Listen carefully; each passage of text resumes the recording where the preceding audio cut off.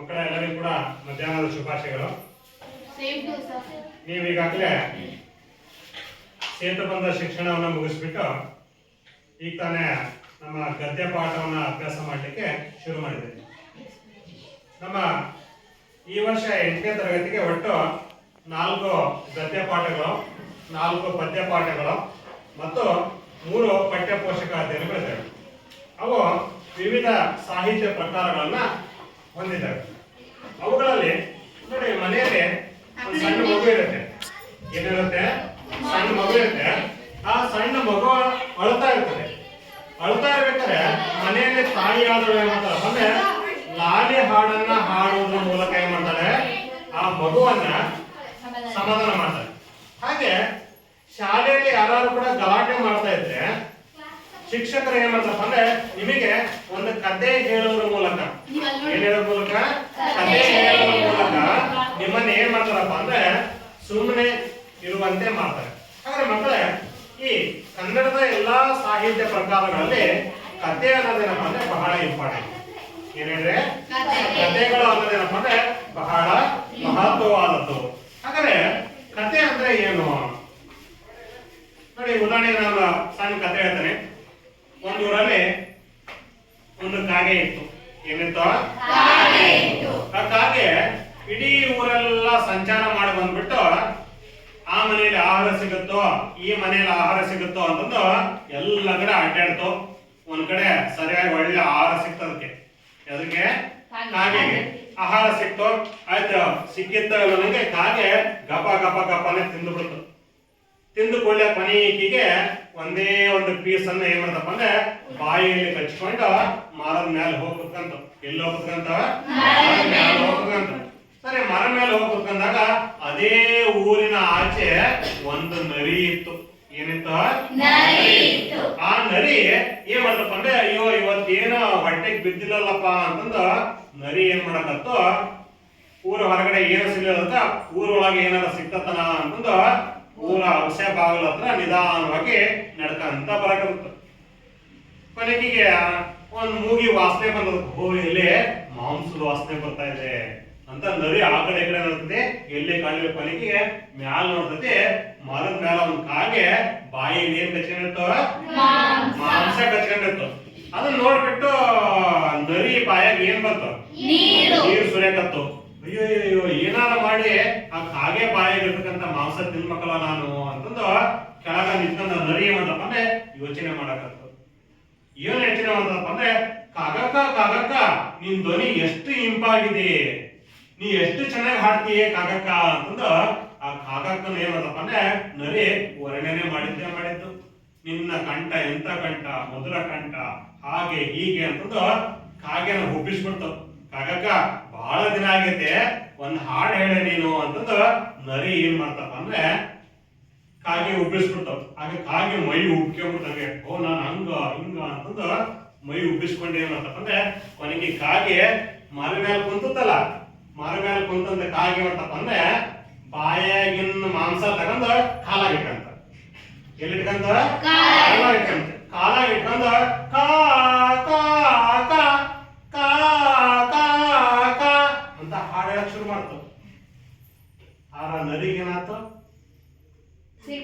ನಿರಾಶೆ ಆಯ್ತು. ಅಯ್ಯೋ, ಕಾಗೆ ಕಾ ಅಂದ್ಕೊಳ್ಳೆ ಮಾಂಸ ಕೆಳಗೆ ಬೀಳ್ತತಿ, ನಾನ್ ತಗೊಂಡು ಓಡ್ ಹೋಗೋದಂತ ಆಸೆ ಪಟ್ಟತ್ತ. ಆದ್ರೆ ಕಾಗೆ ಏನಾಗಿತ್ತಪ್ಪ ಅಂದ್ರೆ ಅದು ಜಾಣ ಕಾಗೆ ಆಗಿತ್ತು. ಜಾಣ ಕಾಗೆ ಕಾಲಲ್ಲಿ ಇಟ್ಕೊಂಡು ಹಾಡನ್ನು ಹೇಳ್ತು. ನರಿ ಏನ್ ಮಾಡ್ತಪ್ಪ ಅಂದ್ರೆ ಅದು ನಿರಾಶೆ ಆಗ್ಬಿಟ್ಟು ಅದು ಬಂದ ದಾರಿಗೆ ಫಲ ಸಿಗ್ಲಿಲ್ಲಲ್ಲೋ ಅಂತಂದು ವಾಪಸ್ ಹೋಗ್ಬಿಟ್ಟು ಅಲ್ವಾ. ಹೀಗೆ ಕಥೆಗಳು ಏನ್ ಮಾಡ್ತಪ್ಪ ಅಂದ್ರೆ ಎಲ್ಲರ ಬಾಯಿಯನ್ನ ಮುಚ್ಚಿಸುವ ಕೆಲಸ ಮಾಡ್ತವೆ. ಜೊತೆಗೆ ನಮ್ಮನ್ನ ಯೋಚನಾ ಶಕ್ತಿಗೆ ತೆಗೆದುಕೊಂಡು ಹೋಗ್ತವೆ. ನೀವೆಲ್ಲ ಯೋಚನೆ ಮಾಡಿದ್ರಿ, ಏನ್ ಮಾಡಿದ್ರಿ ಯೋಚನೆನ? ನರಿ ಹಚ್ಕೊಂಡು ಓಡಕತಿ ಅಂತ ಊಹೆ ಮಾಡಿದ್ರಲ್ವಾ ನೀವು? ಆದ್ರೆ ಏನಾದ ಕತೆ ಉಂಟಾಯ್ತು. ಕತೆ ಕಾಲಗಳು ಬದಲಾದಂತೆ ಮನುಷ್ಯ ಬುದ್ಧಿವಂತನಾದಂತೆ ಏನಾಗ್ತಪ್ಪ ಅಂದ್ರೆ ಬದಲಾವಣೆಯನ್ನು ಬಯಸ್ತಾ ಹೋಗ್ತಾರೆ. ಹಾಗಾಗಿ ಕಾಗೆನೂ ಕೂಡ ಏನಾಗಿದೆಪ್ಪ ಅಂದ್ರೆ ಇವತ್ತು ಕಾಲ ಬದಲಾದಂತೆ ತನ್ನ ಬುದ್ಧಿಯನ್ನು ಬಿಟ್ಟು ಏನಂತಪ್ಪ ಅಂದ್ರೆ ಅದು ಕೂಡ ಜಾಣತನವನ್ನ ಪ್ರದರ್ಶಿಸ್ತದೆ. ಹಾಗೆ ನೀವು ಕೂಡ ಮಕ್ಕಳೇ ಜೀವನದಲ್ಲಿ ಈ ಹಿಂದೆ ಇದ್ದಂತಹ ಕಷ್ಟಗಳನ್ನ ಬಿಟ್ಟು ಓದಿನ ಕಡೆಗೆ ಹೆಚ್ಚಿನ ಗಮನ ಕೊಟ್ರೆ ಖಂಡಿತವಾಗಿ ಕೂಡ ನಾವೇನೋದು ಅಂದ್ರೆ ಓದಿನ ಕಡೆಗೆ ಆಸಕ್ತಿನ ವಹಿಸಲಿಕ್ಕೆ ಸಾಧ್ಯ ಇದೆ. ಹಾಗಾದ್ರೆ ಮಕ್ಕಳೇ, ಇವತ್ತಿನ ದಿವಸ ನಾನು ನಿಮಗೆ ಒಂದೆರಡು ಪ್ರಶ್ನೆ ಕೇಳಿದೆ. ಈ ಚರ್ಮದ ಕೆಲಸ ಮಾಡ್ತಕ್ಕಂಥವ್ರಿಗೆ ನಾವೇನಂತ ಕರಿತೀವಿ? ಚರ್ಮದ ಕೆಲಸ ಏನಂತ ಕರಿತೀವಿ? ಚರ್ಮಾರರು ಅಂತ ಕರಿತೀವಿ. ಸರಿ, ಮನೆಯಲ್ಲಿ ಬಟ್ಟೆ ಹೊಲಿತಾರಲ್ಲ, ರಾಟಿ ಇಟ್ಕೊಂಡು ಆ ಬಟ್ಟೆ ಹೊಲಿತಕ್ಕಂಥವ್ರಿಗೆ ನಾವೇನಂತ ಕರಿತೀವಿ? ಟೈಲರ್ ಅಂತ ಕರಿತೀವಿ. ಸರಿ, ಮನೆಯಲ್ಲಿ ಊದ್ಬತ್ತಿ ಮಾಡ್ತಾರಲ್ವಾ, ಊದ್ಬತ್ತಿ ಮಾಡ್ತಕ್ಕಂಥ ನಾವೇನಂತ ಕರಿತೀವಿ? ಊದ್ಬತ್ತಿ ತಯಾರಕರು ಅಂತ ಕರಿತೀವಿ. ಸರಿ, ಮನೆಯಲ್ಲಿ ಬಿದಿರು ಬೊಂಬಿನಿಂದ ಬುಟ್ಟಿಯನ್ನು ಹೆಣಿತಾರಲ್ಲ, ಆ ಬುಟ್ಟಿ ಹೆಣಿದಕ್ಕೆ ನಾವೇನಂತ ಕರಿತೀವಿ? ಬುಟ್ಟಿಗಾರರು ಅಂತ ಕರಿತೀವಿ. ಸರಿ, ಮಡಿಕೆ ಮಣ್ಣಿನಿಂದ ಮಡಿಕೆ ಮಾಡ್ತಲ್ಲ, ಈ ಮಡಿಕೆ ಮಾಡ್ತಕ್ಕಂಥ ನಾವೇನಂತ ಕರಿತೀವಿ? ಕುಂಬಾರರು ಅಂತ ಕರಿತೀವಿ. ಸರಿ, ಮನೆಯಲ್ಲಿ ಈ ಕಟ್ಟಿಗೆ ಕೆಲಸ ಮಾಡ್ತಾರೆ, ಕಿಟಕಿ ಮಾಡೋದು, ಬೆಂಚ್ ಮಾಡೋದು, ಮಂಚ ಮಾಡೋದು ಮಾಡ್ತಾರೆ, ಅವ್ರಿಗೆ ನಾವೇನಂತ ಕರಿತೀವಿ? ಆಚಾರ್ಯರು ಅಥವಾ ಬಡಿಗೆರರು ಅಂತ ಕರಿತೀವಿ. ಹಾಗಾದ್ರೆ ನಾವು ಇಲ್ಲಿ ಪಟ್ಟಿ ಮಾಡಬಹುದಲ್ವಾ? ಏನೇನು ಪಟ್ಟಿ ಮಾಡಬಹುದು? ಕಮ್ಮಾರರು,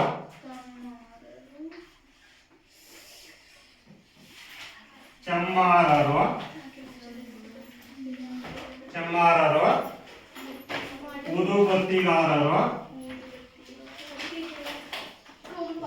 ಟೈಲರ್, ದರ್ಜಿ, ಕುಂಬಾರ, ಇಲ್ಲಿ ಕಮ್ಮಾರ ಅಂತಲ್ಲ ಅದೇ ಅದಲ್ವಾ? ಇವನ್ ಪಟ್ಟಿ ನನಗೆ ನಾವು ಇವನ್ನ ಏನಂತ ಗುರುತಿಸಬಹುದಾಗದ್ರೆ ಅಲ್ಲ ಏನಂತ ಹೇಳ್ಬೋದು? ಎಲ್ಲವುಗಳನ್ನ ಸೇರ್ಬಿಟ್ಟು ಇವೆಲ್ಲವುಗಳನ್ನ ಸೇರ್ಬಿಟ್ಟು ನಾವ್ ಏನಂತ ಹೇಳ್ಬೋದಾಗದ್ರೆ ಎಲ್ಲಿ ಕೆಲಸ ಮಾಡೋದು? ಯಾವ್ದಾರ ಫ್ಯಾಕ್ಟ್ರಿ ಹೋಗೋದ? ಇಲ್ಲಿ ಫ್ಯಾಕ್ಟ್ರಿಗೆ ಹೋಗಂಗಿಲ್ಲ. ಹಾಗಾದ್ರೆ ಎಲ್ಲಿ ಕೆಲಸ ಮಾಡೋದು? ಇವನ್ನ ಮನೆಯಲ್ಲಿ. ಮನೆಯನ್ನ ನಾವ್ ಏನಂತ ಹೇಳ್ಬೋದು? ಗೃಹ ಅಥವಾ ಗುಡಿ ಅಂತಲೂ ಕೂಡ ಇರ್ಬೋದು ಅಲ್ವಾ? ಮನೆಯೊಂದು ದೇವಾಲಯವಿದ್ದಂತೆ ಮನೆಯೂ ಕೂಡ ದೇವಾಲಯ ಅಂದ್ರೆ ಗುಡಿ. ಅಂದ್ರೆ ಮನೆಯಲ್ಲೇ ಇದ್ದುಕೊಂಡು ಕೆಲಸ ಮಾಡ್ತಕ್ಕಂಥವುಗಳಿಗೆ, ಉದ್ಯೋಗ ಮಾಡ್ತಕ್ಕಂಥದಕ್ಕೆ ನಾವೇನಪ್ಪ ಅಂದ್ರೆ ಗುಡಿ ಕೈಗಾರಿಕೆಗಳು ಅಂತ ಕರಿತೀವಿ. ಎಂತ ಕರಿತೇವೆ?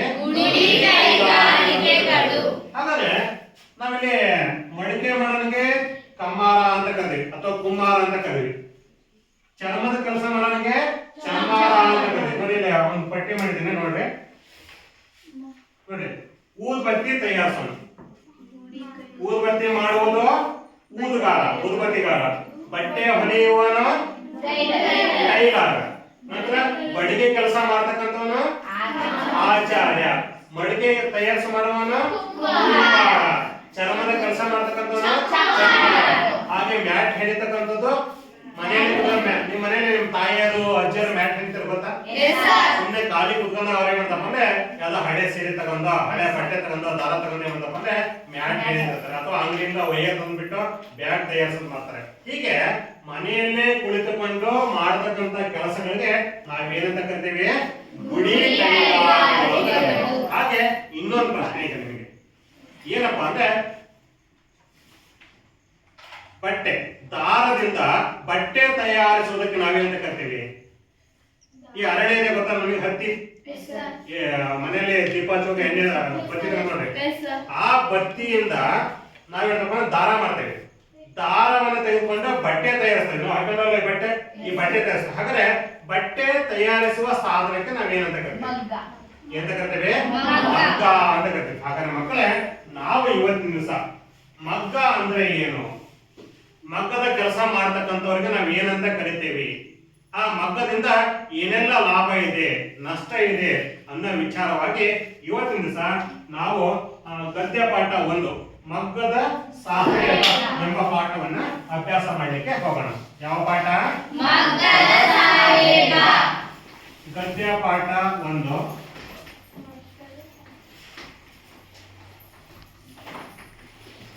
ಮಗ್ಗದ ಸಹಾಯಕ.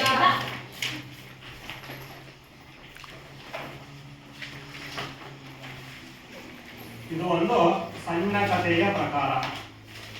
ಯಾವ ಪ್ರಕಾರ ಇದು? ಸಣ್ಣ ಕಥೆಯ ಪ್ರಕಾರ.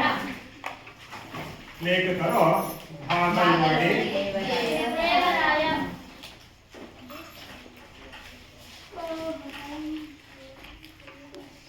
ಸರಿ ಮಕ್ಕಳೇ, ನಾವಿಲ್ಲಿ ಅಭ್ಯಾಸ ಮಾಡೋದ್ರಿಂದ ಮೊದಲು ಸಣ್ಣ ಕಥೆಗಳು ಅಂದ್ರೆ ಏನು?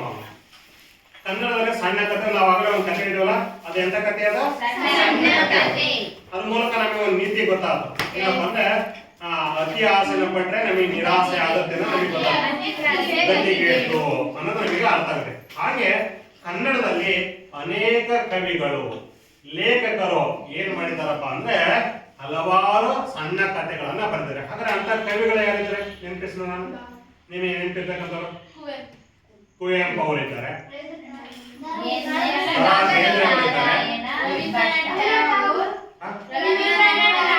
ಅವರು ನಮ್ಮ ಕನ್ನಡದ ಕವಿಗಳು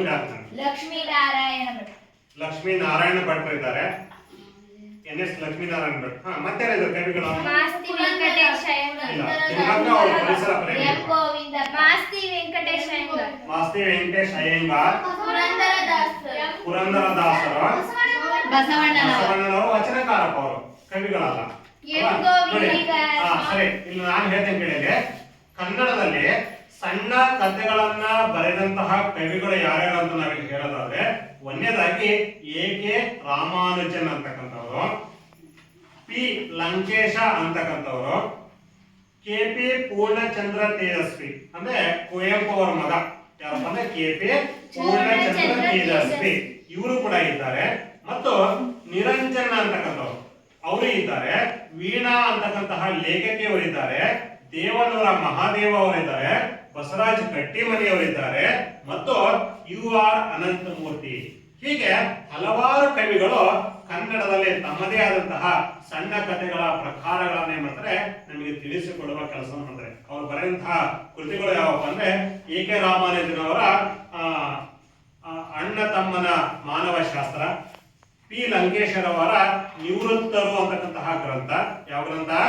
ನಿವೃತ್ತರು. ಆಮೇಲೆ ಕೆ.ಪಿ. ಪೂರ್ಣಚಂದ್ರ ತೇಜಸ್ವಿ ಅವರ ಅಬಚೂರಿನ ಪೋಸ್ಟ್ ಆಫೀಸ್. ಯಾವ ಪೋಸ್ಟ್ ಆಫೀಸ್? ಅಬಚೂರಿನ ಪೋಸ್ಟ್ ಆಫೀಸ್ ಎಂಬ ಕೃತಿ. ಹಾಗೂ ವೀಣಾ ಅವರು ಬರೆದಂತಹ ಕೊನೆಯ ದಾರಿ ಎಂಬ ಸಣ್ಣ ಕಥೆಗಳ ಪ್ರಕಾರ. ಆಮೇಲೆ ನಿರಂಜನ್ ದಾಸ್ ಅವರು ಬರೆದಂತಹ ಕೊನೆಯ ಗಿರಾಕಿ. ಯಾವ ಗಿರಾಕಿ? ಕೊನೆಯ ಗಿರಾಕಿ. ಹೀಗೆ ನಾವೇನ್ ಮಾಡೋದಪ್ಪ ಅಂದ್ರೆ ಕನ್ನಡದಲ್ಲಿ ಹಲವಾರು ಸಾಹಿತ್ಯ ಪ್ರಕಾರಗಳಲ್ಲಿ ಸಣ್ಣ ಕಥೆಗಳ ಪ್ರಕಾರ ಒಂದಾಗಿದೆ. ಅವುಗಳಲ್ಲಿ ಈ ರೀತಿ ಕವಿಗಳನ್ನ ಮತ್ತು ಕೃತಿಗಳನ್ನ ಪಟ್ಟಿಯನ್ನ ಮಾಡಬಹುದು. ಹಾಗಾದ್ರೆ ಮಕ್ಕಳೇ ಈಗ ನಮಗೆ ಏನ್ ಗೊತ್ತಾಯ್ತು? ಮಗ್ಗದ ಸಾಹೇಬ ಅನ್ನೋದು ಒಂದು ಸಣ್ಣ ಕಥೆಯ ಸಾಹಿತ್ಯ ಪ್ರಕಾರವಾಗಿದೆ. ಯಾವ ಸಾಹಿತ್ಯ ಪ್ರಕಾರವಾಗಿದೆ? ಸಣ್ಣ ಕಥೆ ಅನ್ನೋದು ಯಾವ ಲಕ್ಷಣವನ್ನ ಹೊಂದಿದೆ? ಸಣ್ಣ ಕಥೆ ಅನ್ನೋದು ಯಾವ ಲಕ್ಷಣ? ಚಿಕ್ಕ. ಸಣ್ಣ ಅಂದ್ರೆ ಚಿಕ್ಕ. ಹಾಗಾದ್ರೆ ಏನೇನು ಒಳಗೊಂಡಿರುತ್ತೆ? ಆ ಮಾನವನ ಹುಟ್ಟು ಗುಣಗಳನ್ನ ತಿಳಿಸಿಕೊಡುತ್ತೆ. ಮತ್ತೆ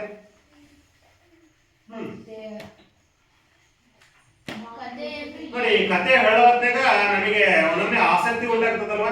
ನೀವೆಲ್ಲ ಅನ್ಕೊಂಡ್ರೆ ಏನ್ ಅನ್ಕೊಂಡ್ರೆ ಈ ಕಾಗೆ ಹಾಡಿರ್ತದಂಗೆ ಮಾಂಸ ಕೆಳಗ್ ಬಿದ್ದು ಬಿಡುತ್ತೆ, ನರಿ ಕಚ್ಕೊಂಡು ಹೋಗ್ಬಿಡುತ್ತೆ ಅಂತ ನೀವು ಆಸಕ್ತಿ ವಹಿಸಿ ಕೇಳಾಕಿದ್ರೆ ಅಲ್ಲಿ ಏನಂತ ಒಂದಪಟ್ಟಿಗೆ ಕತೆ ಚೇಂಜ್ ಆಗುತ್ತೆ. ಮುಂದೇನಾಗುತ್ತೆ ಅಂತ ಕೆರಳುವಂತೆ ಮಾಡತಕ್ಕಂಥದ್ದೇನಪ್ಪ ಅಂದ್ರೆ ಸಣ್ಣ ಕಥೆಗಳ ಒಂದು ಪ್ರಕಾರವಾಗಿದೆ, ಒಂದು ಲಕ್ಷಣ ಆಗಿದೆ. ಹೀಗೆ ಈ ಒಂದು ವಿಚಾರವನ್ನು ನಾವಿಲ್ಲಿ ತಿಳಿದ್ದೇವೆ. ಪ್ರಸ್ತುತ ಈ ಮಗ್ಗದ ಸಾಹೇಬ ಎಂಬ ಪಾಠದಲ್ಲಿ ಎಲ್ಲ ಈ ಕಡೆ ನೋಡ್ರೆ ಅದನ್ನ ಆಮೇಲೆ ನೋಡುತ್ತೆ.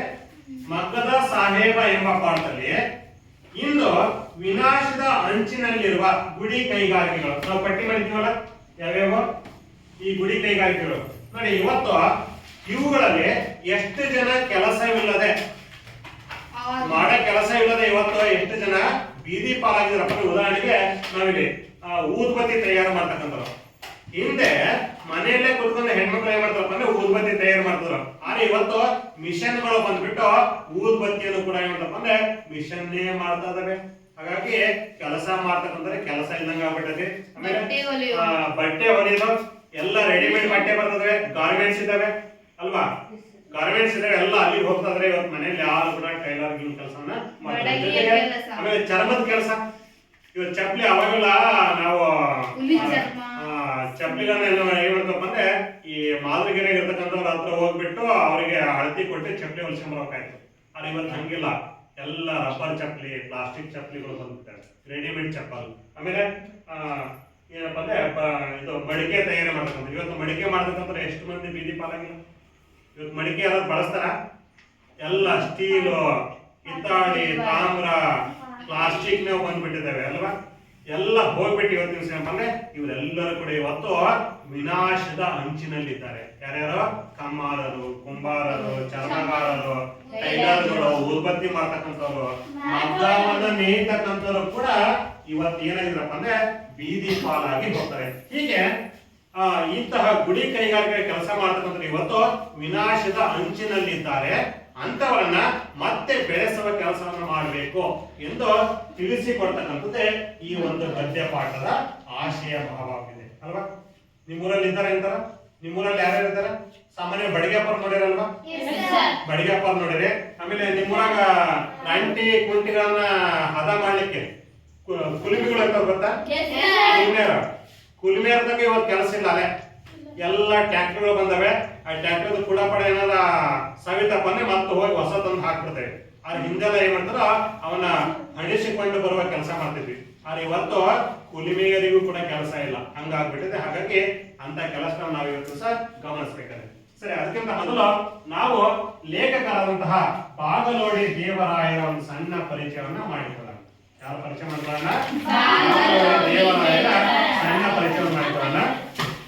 ಅವ್ರು ಯಾರು, ಎಲ್ಲಿ ಜನಿಸಿದ್ರು, ಅವ್ರು ಬರೆದಂತಹ ಕೃತಿಗಳು ಏನೋ, ಅವ್ರು ಬರೆದಂತಹ ಅವರು ಯಾವ ಪದವಿಯನ್ನು ಹೊಂದಿದ್ರು ಅಂತಕ್ಕಂಥ ವಿಚಾರವಾಗಿ ಇಲ್ಲಿ ಗಮನಿಸೋಣ.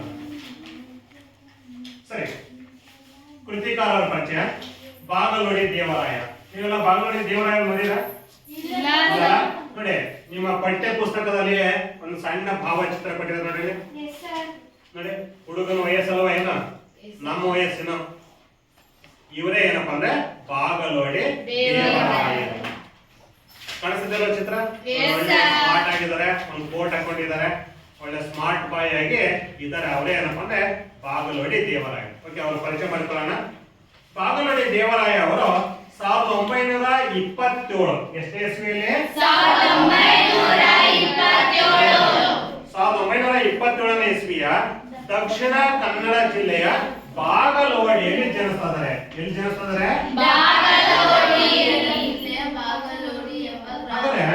ಕರ್ನಾಟಕ ಭೂಪಟದಲ್ಲಿ ದಕ್ಷಿಣ ಕನ್ನಡ ಜಿಲ್ಲೆ ಎಲ್ಲಿ ಬರುತ್ತೆ? ಎಲ್ಲಿ ಬರುತ್ತೆ ನೋಡಿ, ಇಲ್ಲಿ ಕಾಣಿಸ್ತದೆ ಅಲ್ವಾ ಕರ್ನಾಟಕದ ಮ್ಯಾಪ್. ದಕ್ಷಿಣ ಕನ್ನಡ ಜಿಲ್ಲೆ ಎಲ್ಲಿದೆ ನೋಡಿ, ಇದು ದಕ್ಷಿಣ ಕನ್ನಡ ಜಿಲ್ಲೆ. ಯಾವ್ದ? 20 ನಂಬರ. ಇದು 20 ನಂಬರ. ಇದು ಯಾವ್ದಪ್ಪ ಅಂದ್ರೆ ದಕ್ಷಿಣ ಕನ್ನಡ ಜಿಲ್ಲೆ. ಯಾವ್ದಪ್ಪ ಅಂದ್ರೆ ಇದು ಉಡುಪಿ. ಇದು ಉತ್ತರ ಕನ್ನಡ ಜಿಲ್ಲೆ. ಇದೇನಪ್ಪ ಅಂದ್ರೆ ದಕ್ಷಿಣ ಕನ್ನಡ ಜಿಲ್ಲೆ. ಈ ದಕ್ಷಿಣ ಕನ್ನಡ ಜಿಲ್ಲೆಯಲ್ಲಿ ಜನಿಸಿದವರು ಯಾರಪ್ಪ ಅಂದ್ರೆ ಈ ಬಾಗಲೋಡಿ ದೇವರಾಯ. ಇವರು ಮಂಗಳೂರಿನ ಸರ್ಕಾರಿ ಕಾಲೇಜಿನಲ್ಲಿ ಇಂಗ್ಲಿಷ್ ಪ್ರಾಧ್ಯಾಪಕರಾಗಿದ್ದವರು. ಆ ಕಾಲಕ್ಕೆ IAS ಪರೀಕ್ಷೆಯಲ್ಲಿ ತೇರ್ಗಡೆ ಹೊಂದಿ ವಿದೇಶಿ ಸೇವೆಗೆ ಆಯ್ಕೆಯಾದವರು. ನೋಡಿ, ಅವತ್ತಿನ ಕಾಲದಲ್ಲೇ ಎಷ್ಟೇ ಇಸ್ವೇಗ 1927 ಸ್ವಾತಂತ್ರ್ಯ ಸಿಕ್ಕುತ್ತಾ? ಇಲ್ಲಲ್ಲ. ಅವತ್ತಿನ ಕಾಲದಲ್ಲಿ ಅವ್ರು ಏನ್ ಮಾಡಿದಪ್ಪ ಅಂದ್ರೆ IAS ಪರೀಕ್ಷೆಯನ್ನು ಬರೆದ್ಬಿಟ್ಟು ಪಾಸ್ ಆದಂತವರು. ಮಂಗಳೂರಿನ ಸರ್ಕಾರಿ ಕಾಲೇಜಿನಲ್ಲಿ ಪ್ರಾಧ್ಯಾಪಕರಾಗಿ ಅವತ್ತಿನ ಕಾಲಕ್ಕೆ IAS ಪರೀಕ್ಷೆ ಬರೆದ್ಬಿಟ್ಟು ವಿದೇಶದಲ್ಲಿ ಸೇವೆಯನ್ನ ಮಾಡ್ತಕ್ಕಂಥವ್ರು ಆಗಿದ್ರು. ಯಾವ ಪರೀಕ್ಷೆಯಲ್ಲಿ ಪಾಸ್ ಆಗಿದ್ರಪ್ಪ? IAS ಪರೀಕ್ಷೆಯನ್ನ ಪಾಸ್ ಆಗಿದ್ರು. ನಂತರ ಅದಲ್ಲದೆ ಇವರಿಗೆ ಮಾಸ್ತಿ ವೆಂಕಟೇಶ ಅಯ್ಯಂಗಾರ್ ಗೊತ್ತಲ್ಲ ನಿಮಗೆ? ಕನ್ನಡದ ಜ್ಞಾನಪೀಠ ಪ್ರಶಸ್ತಿ ಪುರಸ್ಕೃತರ. ಅವರ ಸಮಕಾಲೀನ ಕವಿಗಳು ಕೂಡ ಇವರಾಗಿದ್ರು. ಯಾರು? ಬಾಗಲೋಡಿ ದೇವರಾಯ. ಇವರ ಜೊತೆಗೆ ಅಲ್ಲದೆ ಸಣ್ಣ ಕಥೆಗಳನ್ನು ಕೂಡ ಬರೆದವರು. ಅವರು ರಾಯಭಾರಿಯಾಗಿ Italy, Nepal, Nigeria, Philippines, New Zealand, Bulgaria ಮೊದಲಾದ ದೇಶಗಳಲ್ಲಿ ಕೂಡ ಸೇವೆಯನ್ನು ಸಲ್ಲಿಸಿದರೆ. ಕೇವಲ ನಮ್ಮ ಭಾರತ ಮಾತ್ರ ಅಲ್ಲ, ಭಾರತವನ್ನು ಕೂಡ ಬಿಟ್ಟು ಬೇರೆ ಬೇರೆ ದೇಶಗಳಲ್ಲಿ ಸೇವೆ ಮಾಡಿದಂತರ ಯಾರಪ್ಪ ಅಂದ್ರೆ ಈ ಬಾಗಲೋಡಿ ದೇವರಾಯ. ಇವರು ತಮ್ಮ ವೃತ್ತಿಯ ಜೊತೆಗೆ ಕೆಲವೊಂದಿಷ್ಟು ಕೃತಿಗಳನ್ನ ಬರೆದಿದ್ರೆ ಆ ಕೃತಿಗಳಂದ್ರೆ ಹುಚ್ಚು ಮುನಸೀಪ ಮತ್ತು ಇತರ ಕಥೆಗಳು. ಯಾವುದು? ಹುಚ್ಚು ಮುನಸೀಪ ಮತ್ತು ಇತರ ಕಥೆಗಳು, ಆರಾಧನಾ, ರುದ್ರಪ್ಪನ ರೌದ್ರ ಮತ್ತು ಇತರ ಕಥೆಗಳು ಎಂಬ ಪ್ರಮುಖವಾದ 3 ಕೃತಿಗಳನ್ನ ಬರೆದಿದ್ದಾರೆ. ಜೊತೆಗೆ ಇವರಿಗೆ 26ಕ್ಕೂ ಹೆಚ್ಚು ಕಥೆಗಳನ್ನು ಕೂಡ ಬರೆದಿದ್ದಾರೆ ಅಂತ ಪ್ರತೀತಿ ಇದೆ. ಎಷ್ಟಮ್ಮ? ಪನಿಕಿ ಇವರು ಏನ್ ಮಾಡ್ತಾರೆ 1985ನೇ ಇಸ್ವಿಯಲ್ಲಿ ಇವ್ರು ಏನಾಗ್ತಪ್ಪ ಅಂದ್ರೆ ಸೈವಾಧನರಾಗ್ತಾರೆ 1985. ಆಗ ನೋಡಿ ಅವ್ರು ಎಷ್ಟು ವರ್ಷ ಬದುಕಿದಂಗ ನೋಡಿ ಲೆಕ್ಕ ಮಾಡಿ 1985ರಾಗ 1927 ಕಳೆದ್ರೆ 5ರಾಗ 7 ಆದ್ರೆ 2 8 15ರಾಗ 7 ಆದ್ರೆ 8 8ರಾಗ 3 ಆದ್ರೆ 5 58 ವರ್ಷಗಳ ಕಾಲ ಇವರು ಬದುಕಿದ್ದಾರೆ. ಎಷ್ಟು ವರ್ಷ? 58 ವರ್ಷಗಳು ಬದುಕಿದ್ದಾರೆ. ಓಕೆ, ಸರಿ. ಈಗ ಹಾಗೆ ಒಂದ್ಸರಿ ಪಾಠ ಓದ್ತೇನೆ, ನೀವೆಲ್ಲರೂ ಕೂಡ ಗಮನಿಸ್ರಿ. ಪುಸ್ತಕನ ಮಗ್ಗದ ಸಾಹೇಬ. ಮಗ್ಗದ ಸಾಹೇಬ ಅಂದ್ರೆ ಅಬ್ದುಲ್ ರಹೀಂ ಸಾಹೇಬ್. ಮಗ್ಗದ ಸಾಹೇಬ ಅಂದ್ರೆ ಯಾರಿಗೆ? ಅಬ್ದುಲ್ ರಹೀಂ ಸಾಹೇಬ್. ಅವನ ಮಗ್ಗವನ್ನು ಮುಟ್ಟರೆ 20 ವರ್ಷಕ್ಕೂ ಹೆಚ್ಚಾಗಿದೆ. ಎಷ್ಟು ವರ್ಷಕ್ಕೆ? 20 ವರ್ಷಕ್ಕೂ ಹೆಚ್ಚಾಗಿದೆ. ಆದರೂ ಅವನನ್ನ ಮಗ್ಗದ ಸಾಹೇಬನೆಂದೇ ಕರೆಯುವುದು ವಾಡಿಕೆ. ಏನಂತ ಕರೀತಾ ಇದ್ರು? ಅವರ ಪೂರ್ವಜರು ಸಾಹೇಬ್ ಬಹದ್ದೂರ್, ಮಗ್ಗದ ಹುಸೇನ್ ಸಾಹೇಬರು ಜನಪ್ರಿಯ ಮತ್ತು ಧನವಂತ ವ್ಯಕ್ತಿಯಾಗಿದ್ರು. ಎಂತ ವ್ಯಕ್ತಿಯಾಗಿದ್ರು? ವ್ಯಕ್ತಿಯಾಗಿದ್ದರು. ಅವರು ಮಸೀದಿ ಮಾತ್ರವಲ್ಲ, ದೇವಸ್ಥಾನವನ್ನು ಕೂಡ ಕಟ್ಟಿಸಿದ್ದರು. ಏನ್ ಕಟ್ಟಿಸಿದ್ರು? ಅವರು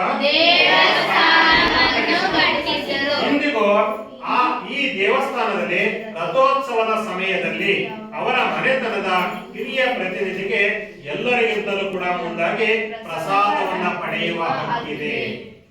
ಇಂತಹ ಸಂಪ್ರದಾಯ ಪದ್ಧತಿಗಳು ಇಂದಿಗೂ ಕರ್ನಾಟಕದಲ್ಲಿ ನಡೆಯುತ್ತಿವೆ.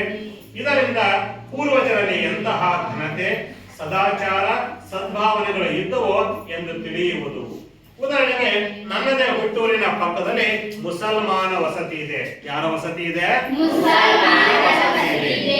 ಅದರೊಳಗೆ ಹಿರಿಯ ಪವಿತ್ರ, ಅದರ ಒಳಗಡೆ ಉದಾಹರಣೆಗೆ ನನ್ನದೇ ಹುಟ್ಟೂರಿನಲ್ಲಿ ಪಕ್ಕದಲ್ಲಿ ಮುಸಲ್ಮಾನ ವಸತಿ ಇದೆ. ಅದರೊಳಗೆ ಒಂದು ಪವಿತ್ರ ಸ್ಥಾನವಿದೆ. ಅಲ್ಲಿ ಉಸ್ ಎಂಬ ಮುಸಲ್ಮಾನರ ಧಾರ್ಮಿಕ ಉತ್ಸವದ ಕಾಲದಲ್ಲಿ ನಮ್ಮ ಮನೆತನದ ಒಬ್ಬ ಪ್ರತಿನಿಧಿ ಇದ್ದೇ ಇರಬೇಕೆಂಬ ಸಂಪ್ರದಾಯ ಇತ್ತು. ಯಾವ ಹಬ್ಬ ಇತ್ತು? ಉರ್ಸ್ ಎಂಬ ಹಬ್ಬ ಸಂಪ್ರದಾಯ ಇತ್ತು.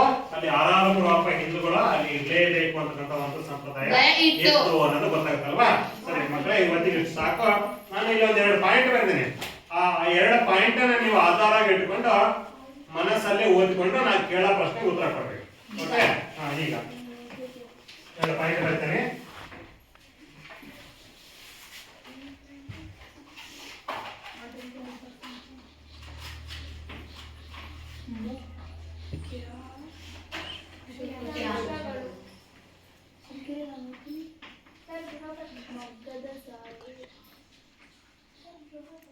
ಗೃಹಪಟಲ. ಮಗ್ಗದ ಸಾಹೇಬ ಮಗ್ಗವನ್ನು ಮುಟ್ಟದೆ ಎಷ್ಟು ವರ್ಷವಾಗಿತ್ತು? ಮತ್ತೆ ಮನಸ್ಸಲ್ಲಿ ಓದ್ಕೊಳ್ರಿ. ನಂತರ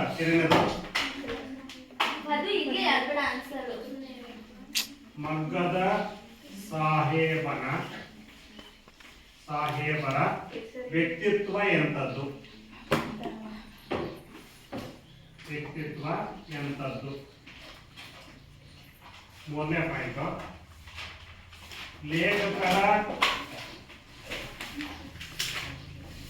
ಹುಟ್ಟೂರಿನಲ್ಲಿದ್ದ ಸಂಪ್ರದಾಯ ಯಾವುದು?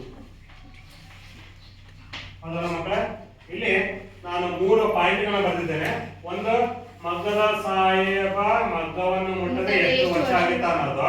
ನಂತರ ಮಗ್ಗದ ಸಾಹೇಬರ ವ್ಯಕ್ತಿತ್ವ ಎಂತಾದ್ರು, ಅಂದ್ರೆ ಅವರು ನೋಡ್ಲಿಕ್ಕೆ ಹೇಗಿದ್ರು, ಏನ್ ಕೆಲಸ ಮಾಡ್ತಿದ್ರು, ಊರಲ್ಲಿ ಜನರೆಲ್ಲರೂ ಕೂಡ ಅವನ್ನ ಯಾವ ರೀತಿಯಾಗಿ ಕಾಣ್ತಾ ಇದ್ರು ಅನ್ನೋ ವಿಚಾರವನ್ನ ನಾವೇ ನೋಡ್ಬೇಕು. ನಂತರ ಲೇಖಕರ ಹುಟ್ಟೂರಿನಲ್ಲಿದ್ದ ಸಂಪ್ರದಾಯ ಯಾವುದು? ಈ 3 ಪ್ರಶ್ನೆ ಮನಸ್ಸಲ್ಲಿ ಇಟ್ಕೊಂಡು ನಿಮ್ಮ ಪುಸ್ತಕವನ್ನ ಮೌನವಾಗಿ ಓದ್ರೆ ನಾನು ನಿಮಗೆ ಪ್ರಶ್ನೆಗಳು. ನಿಮಗೆ 1 ನಿಮಿಷ ಕಾಲಾವಕಾಶ. ಓಕೆ.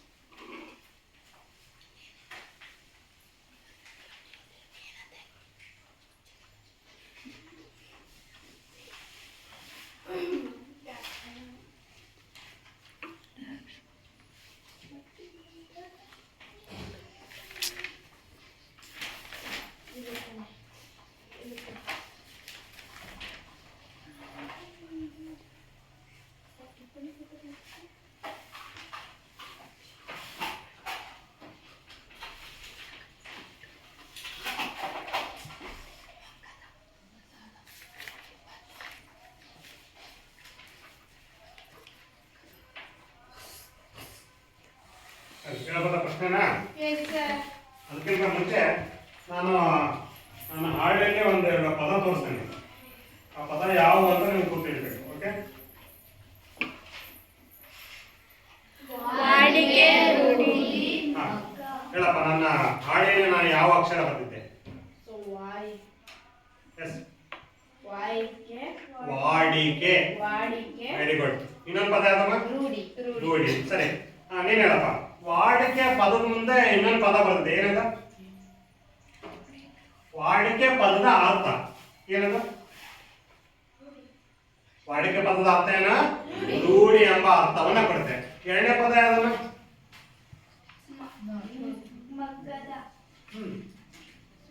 ಎರಡನೇ ಪದ ಯಾವ್ದು? ಎದರ ಮೇಲೆ? ಯಾವ್ದು? ಮಗ್ಗ. ಎರಡನೇ ಪದ ಯಾವ್ದು ಬರ್ತಿದ್ವಿ ಅಲ್ಲಿ? ಮಗ್ಗ ಅಂತ ಹೇಳಿ. ಸರಿ, ಗೊತ್ತಾಮ. ಹಾಗಾದ್ರೆ ಮಗ್ಗ ಪದದ ಅರ್ಥ ಏನು?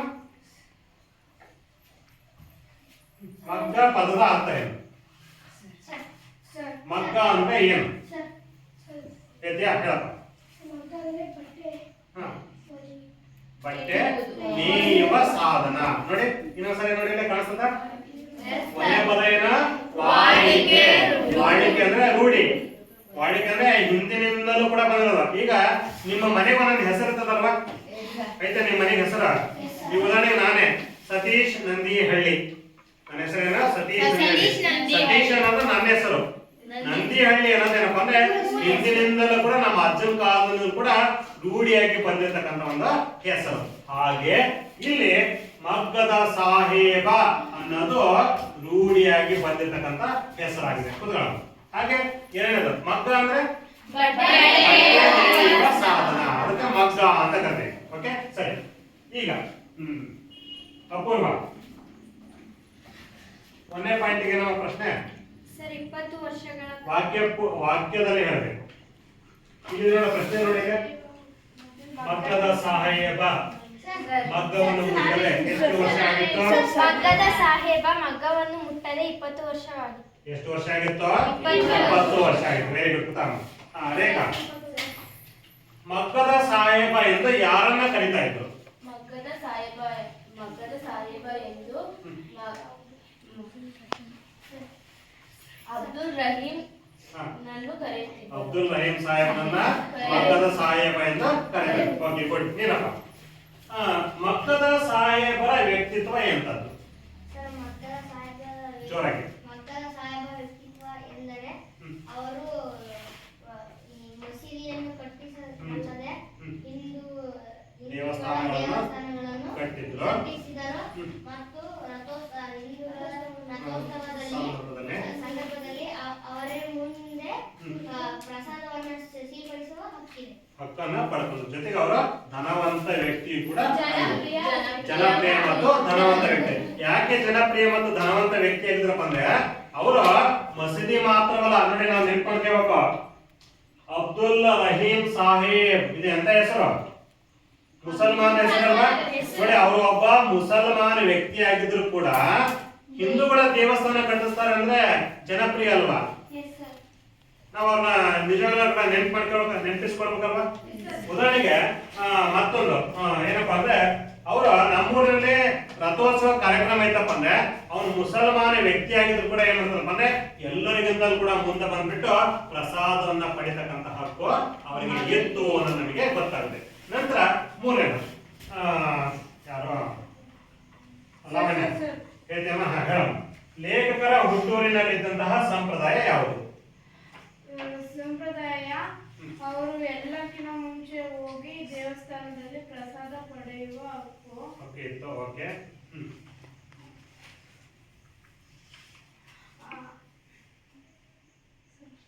ಅದು ನೋಡಮ್ಮ, ಉತ್ತರ ಸ್ವಲ್ಪ ತಪ್ಪಾಗಿದೆ. ಸರಿ ಉತ್ತರವನ್ನ ಲಾವಣ್ಯ. ಉರ್ಸ್ ಎಂಬ ಮುಸಲ್ಮಾನರ ಧಾರ್ಮಿಕ ಉತ್ಸವದ ಕಾಲದಲ್ಲಿ ನಮ್ಮ ಮನೆತನದ ಒಬ್ಬ ಪ್ರತಿನಿಧಿ ಇದ್ದೇ ಇರಬೇಕೆಂಬ ಸಂಪ್ರದಾಯ ಇತ್ತು. ಅದು ಏನಪ್ಪಾ ಅಂದ್ರೆ ಆ ಒಂದು ಪ್ರಶ್ನೆಗೆ ಸರಿ ಉತ್ತರ ಏನಪ್ಪಾ ಅಂದ್ರೆ ಲೇಖಕರ ಹುಟ್ಟೂರಿನಲ್ಲಿ ಎಂತ ಹಬ್ಬ ನಡೀತಿತ್ತು? ಉರ್ಸ್ ಅಂದ್ರೆ ಏನು? ನೀವೆಲ್ಲ ಕೇಳಿಲ್ಲ ಪದನ ಇದನ್ನ? ಕೇಳಿಲ್ಲ? ಆಲಿ ಹಬ್ಬ ಅಂತ ಮಾಡ್ತಾರಲ್ವಾ? ಆಲಿ ಹಬ್ಬ ಅದು ಬೇರೆ, ಅದ್ರ ಜೊತೆ ಉರ್ಸ್ ಅಂತ ಮಾಡ್ತಾರೆ. ಉರ್ಸ್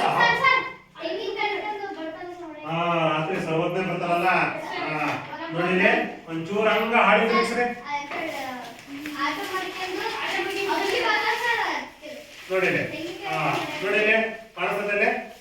ಉರ್ಸ್ ಅಂದ್ರೆ ಏನಪ್ಪಾ ಅಂದ್ರೆ ಮಹಮ್ಮದಿಯರ ಸಾಧುಗಳ ಪುಣ್ಯತಿಥಿ. ಮಹಮ್ಮದಿಯರ ಅಂದ್ರೆ ಮುಸಲ್ಮಾನರ ಗುರು ಯಾರಪ್ಪ ಅಂದ್ರೆ ಮಹಮ್ಮದ್ ಪೈಗಂಬರ್. ಮಹಮ್ಮದ್ ಪೈಗಂಬರ್ ಗೊತ್ತಲ್ಲ, ಮುಸಲ್ಮಾನ ಧರ್ಮದ ಸ್ಥಾಪಕ ಯಾರಪ್ಪ ಅಂದ್ರೆ ಮಹಮ್ಮದ್ ಪೈಗಂಬರ್. ಆ ಮಹಮ್ಮದ್ ಪೈಗಂಬರ್ ಜನಿಸಿದಂತಹ ದಿನವನ್ನ ಏನಂತ ಮಾಡ್ತಾರಪ್ಪ ಅಂದ್ರೆ ಉರ್ಸ್ ಎಂಬ ಹೆಸರಿನೊಂದಿಗೆ ಆಚರಣೆ ಮಾಡ್ತಾರೆ. ಉದಾಹರಣೆಗೆ ನಾವು ಬಸವಣ್ಣವರು ಹುಟ್ಟಿದ ನೆನಪಿಗಾಗಿ ಯಾವ ಹಬ್ಬ ಮಾಡ್ತೇವೆ? ಬಸವ ಜಯಂತಿ ಮಾಡ್ತಾವಲ್ವಾ? ಹಾಗೆ ಅವ್ರೇನ್ ಮಾಡ್ತಾರಪ್ಪ ಅಂದ್ರೆ ಮಹಮ್ಮದ್ ಪೈಗಂಬರರ ಜನ್ಮದಿನದ ನಿಮಿತ್ತವಾಗಿ ಏನ್ ಮಾಡ್ತಾರೆ? ಹಬ್ಬವನ್ನ ಮಾಡ್ತಾರೆ. ಬಹಳ ಚೆನ್ನಾಗಿ ಮಾಡ್ತಾರೆ. ರಾತ್ರಿ ಎಲ್ಲ ಮೆರವಣಿಗೆ ಮಾಡ್ತಾರೆ. ಆಮೇಲೆ ಊರಲ್ಲಿ ಏನೇನೋ ಚಾತುರ್ಯಗಳನ್ನು ಮಾಡ್ತಾರೆ. ಕತ್ತಿ ವರ್ಷೆ ಮಾಡ್ತಾರೆ. ಕೈ ಕತ್ತರಿಸಿದ ಮತ್ತು ಬ್ಯಾಂಡೇಜ್ ಇಕ್ಕಂದಾಗ ಸರಿಯಾಗುತ್ತೆ. ನಮಗೆ ಜಾದೂ ರೀತಿಯಲ್ಲಿ ಮಾಡ್ತಾರೆ. ಬಹಳ ಅದ್ಭುತವಾಗಿ ಮಾಡ್ತಾರೆ. ಎದೆ ಮೇಲೆ ಕಲ್ಲು ಹಿಡ್ಕೊಂಡ ಪಟ್ಟನೆ ಹೊರತಂತದ್ದು ಹೊಟ್ಟೆಗೆ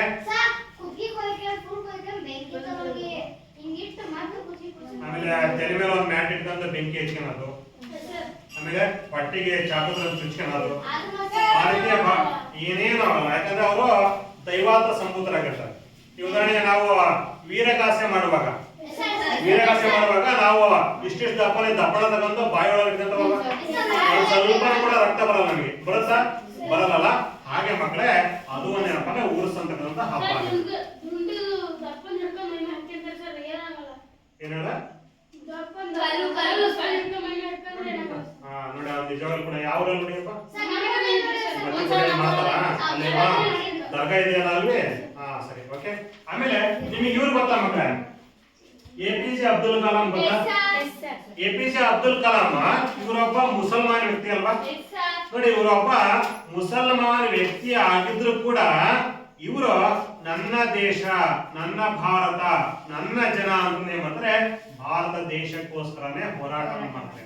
ಜೊತೆಗೆ ನೀವೊಂದು ಕವಿತೆ ಕೇಳಿರಲ್ವಾ? ಹಚ್ಚೇವು ಕನ್ನಡದ ದೀಪ,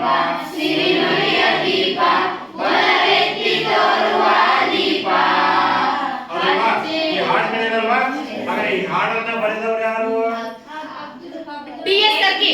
ಯಾರು? ಹಾಗೆ ಇನ್ನೊಂದೇನಪ್ಪ ಅಂದ್ರೆ ಬಹಳ ಅದ್ಭುತವಾದ ಕವಿತೆ ಕೂಡ ಬರೆದವ್ರು ಯಾರಪ್ಪ ಅಂದ್ರೆ KS ನಿಸಾರ್ ಅಹಮದ್ ಅಂತಕ್ಕಂಥವ್ರು. ಅವರು ಕೂಡ ಒಬ್ಬ ಮುಸಲ್ಮಾನ ವ್ಯಕ್ತಿ ಆಗಿದ್ರು ಕೂಡ ಅವ್ರು ಏನ್ ಮಾಡ್ತಾರೆ? ಕನ್ನಡದ ಬಗ್ಗೆ ಏನ್ ಮಾಡ್ತಾರೆ? ಆಸಕ್ತಿ ವಹಿಸ್ಬಿಟ್ಟು ಅಭ್ಯಾಸವನ್ನು ಮಾಡ್ತಾರೆ. ನೋಡಿ ಮಕ್ಕಳೇ, ಈ ಅಂಶವನ್ನ ತಿಳ್ಕೊಂಡಾಗ ನೋಡಿ, ಈ ಅಂಶ ಯಾವ ಅಂಶ? ವ್ಯಕ್ತಿತ್ವವನ್ನು ತಿಳ್ಕೊಂಡಾಗ ಆತ ಮುಸಲ್ಮಾನ ವ್ಯಕ್ತಿ ಆಗಿದ್ರು ಕೂಡ ಏನ್ ಮಾಡ್ತಾನೆ? ದೇವಸ್ಥಾನವನ್ನು ಕೂಡ ಕಟ್ಟಿಸ್ತಾನೆ.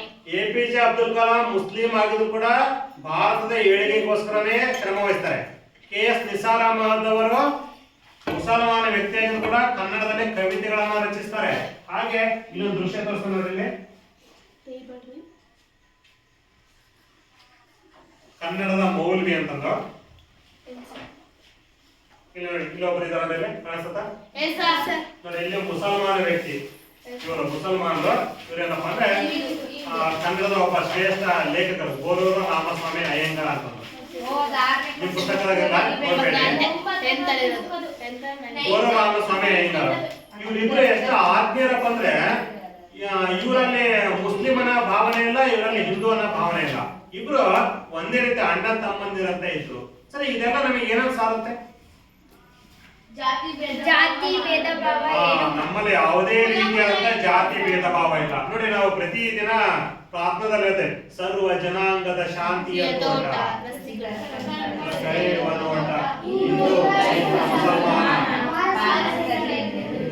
ಅಲ್ವಾ? ನಮ್ದು ಎಂತ ತೋಟಪ್ಪ ಅಂದ್ರೆ ಸರ್ವ ಜನಾಂಗದ ಶಾಂತಿಯ ತೋಟ. ನಮ್ಮಲ್ಲಿ ಎಲ್ಲಾ ಜಾತಿಯ ಧರ್ಮಗಳಿದ್ದಾವೆ, ಅವರೆಲ್ಲರೂ ಕೂಡ ಒಂದೇ. ಒಟ್ಟಾರೆಯಾಗಿ ಇವತ್ತಿನ ಒಂದು ಅವಧಿಯಲ್ಲಿ ನಾವೇನು ನೋಡ್ಕೊಂಡ್ರೆ ಧಾರ್ಮಿಕ ಸಹಿಷ್ಣುತೆ. ಧರ್ಮ ಯಾವುದೇ ಇರ್ಲಿ, ನಾವೆಲ್ಲರೂ ಕೂಡ ಒಂದೇ ಅಂತಕ್ಕಂಥ ಭಾವನೆಯನ್ನ ತೋರಿಸ್ಕೊಳ್ತದಪ್ಪ ಅಂದ್ರೆ ಈ ಮಗ್ಗದ ಸಾಹೇಬ ಅಲ್ವಾ? ಮಗ್ಗದ ಸಾಹೇಬ ಏನ್ ಹೇಳ್ತಪ್ಪ ಅಂದ್ರೆ ನಾವೆಲ್ಲರೂ ಕೂಡ ಒಂದೇ ಧರ್ಮದವರು ಅನ್ನೋದನ್ನ ನಮಗೆ ತಿಳಿಸ್ಕೊಳ್ತೀವಿ. ಇದು ಇವತ್ತಿನ ಒಂದು ಪಾಠ ಆಗುತ್ತೆ. ಹಾಗಾದ್ರೆ ಮಕ್ಕಳೇ, ಈ ಪಾಠದ ಮೇಲೆ ನಿಮಗೆ ಒಂದು ಗೃಹ ಪಾಠ ಕೊಡ್ತೇನೆ. ಗೃಹ ಪಾಠವನ್ನು ಬೇಗ ಮಗ್ಗದ ಸಾಹೇಬ ಎಂದರೆ ಯಾರು? ಮಗ್ಗದ ಸಾಹೇಬ ಎಂದರೆ ಯಾರು? ಪ್ರಶ್ನೆ 2. ಎಂದರೆ ಯಾರು? ಮಗ್ಗದ ಸಾಹೇಬ ಮಗ್ಗವನ್ನು ಮುಟ್ಟದೆ ಎಷ್ಟು ವರ್ಷವಾಗಿತ್ತು? ಮಗ್ಗದ ಸಾಹೇಬ ಮಗ್ಗವನ್ನು ಮುಟ್ಟದೆ ಎಷ್ಟು ವರ್ಷವಾಗಿತ್ತು? ಪ್ರಶ್ನೆ 3. ಮಗ್ಗದ ಸಾಹೇಬನ ವ್ಯಕ್ತಿತ್ವ ಎಂತದ್ದು? ಇಲ್ಲಿ ಹಲಗೆ ಮೇಲೆ ಇದೆ ನೋಡಿಕೆ ಮೇಲೆ. ಸಾಹೇಬರ ವ್ಯಕ್ತಿತ್ವ ಎಂತದ್ದು? 4ನೇ ಪ್ರಶ್ನೆ. ಲೇಖಕರ ಹುಟ್ಟೂರಿನಲ್ಲಿದ್ದಂತಹ ಸಂಪ್ರದಾಯ ಯಾವುದು? ಕೊನೆಯದಾಗಿ ಇಲ್ಲೊಂದಿಷ್ಟು ಪದಗಳಿದ್ದಾವೆ ನೋಡೋಣ. ಹಾಗೆ ಈ ಕಡೆ ನೋಡಿ, ನಾವೇನ್ ಮಾಡ್ಕೊಂಡ್ರೆ ಮಗ್ಗದ ಈ ಪದದಲ್ಲಿ ಯಾವ ವ್ಯಾಕರಣಾಂಶವಿದೆ? ಮಗ್ಗದ ದಲ್ಲಿ ಏನಿದೆ? ಅ ಇದೆ. ಅ ಅಂದ್ರೆ ಏನು ಉದಾಹರಣೆ ಇದೆ? ದಗೆ ಅ ಸೇರಿಸಿದ್ರೆ ಆಗುತ್ತೆ. ಅ ಅನ್ನೋದು ಏನಾಗುತ್ತೆ ಈ ಪದದಲ್ಲಿ? ನಿನಗೇನ್ ಬರ್ಕೊಂಡ್ಬರ್ಕೈತಮ್ಮ? ಯಾವ್ದೋ ಒಂದು ಚಾಟ್ ಬರ್ಕೊಂಡು ಯಾವ್ದಕ್ಕೆ ಉದಾಹರಣೆ ಇದು? ವಿಭಕ್ತಿ ಪ್ರತ್ಯಯ. ಆದ್ರೆ ಯಾವ ವಿಭಕ್ತಿ ಪ್ರತ್ಯಯ ಇದು? ಪ್ರಥಮವು, ದ್ವಿತೀಯ ಅನ್ನು, ತೃತೀಯ ಇಂದ, ಚತುರ್ಥಿ ಗೆ ಈಕೆ, ಪಂಚಮಿ ದೆಸೆಯಿಂದ, ಷಷ್ಠಿ ಆ. ಯಾವ ವಿಭಕ್ತಿ ಪ್ರತ್ಯಯ ಇದು? ಷಷ್ಠಿ ಆ. ಹಾಗೆ ಮಗ್ಗ ಪ್ರಸಾದವನ್ನು ಇಲ್ಲಿ ಯಾವ ವಿಭಕ್ತಿ ಪ್ರತ್ಯಯ ಇದೆ? ಅನ್ನು. ಯಾವ್ದೈತೆ? ದ್ವಿತೀಯ ಅನ್ನು, ದ್ವಿತೀಯ ವಿಭಕ್ತಿ ಪ್ರತ್ಯಯ ಇದೆ. ಜೊತೆಗೆ ಇದು ಒಂದು ಸಂಧಿಗೆ ಉದಾಹರಣೆ ಆಗುತ್ತೆ. ಯಾವ ಸಂಧಿ? ಪ್ರಸಾದ ಪ್ಲಸ್ ಅನ್ನು, ಪ್ರಸಾದವನ್ನು. ಯಾವ ಸಂಧಿ?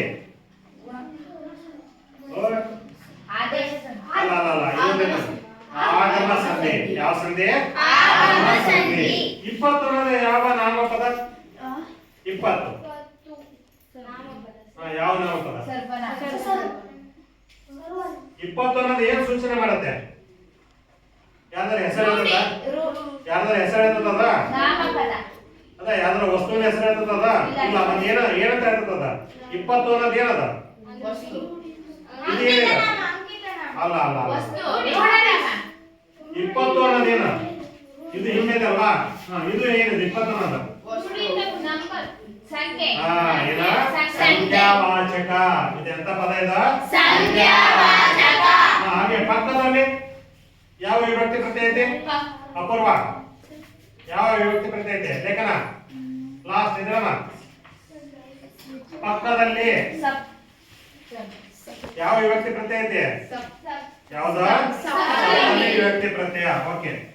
ಊರ್ಸನ್ನ ಪದದ ಅರ್ಥ ಗೊತ್ತಪ್ಪ ನಮಗೆ? ಊರ್ಸನ್ನ ಏನಪ್ಪ ಅಂದ್ರೆ ಇಲ್ಲಿ ಒಂದು ಲೇಖನ ಚಿಹ್ನೆ ಬಳಸಿರಲ್ಲ. ಯಾವ ಲೇಖನ ಚಿಹ್ನೆ ಅದು? ಯಾವ ಲೇಖನ ಚಿಹ್ನೆ ಇದೆ ನೋಡಿ?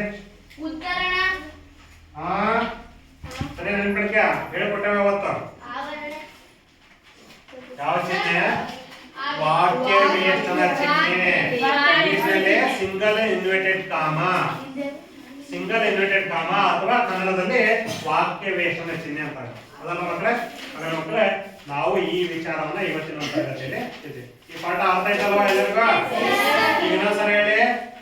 ಮಗ್ಗದ ಸಾಹೇಬ ಎಂದು ಯಾರನ್ನ ಕರೀತಾ ಇದ್ರು? ಮಗ್ಗದ ಸಾಹೇಬನನ್ನ ಏನಂತ ಕರೀತಾ ಇದ್ರು? ರಹೀಂ ಸಾಹೇಬನ ಮಗ್ಗವನ್ನು ಮುಟ್ಟದ ಎಷ್ಟು ವರ್ಷ ಆಗಿತ್ತು?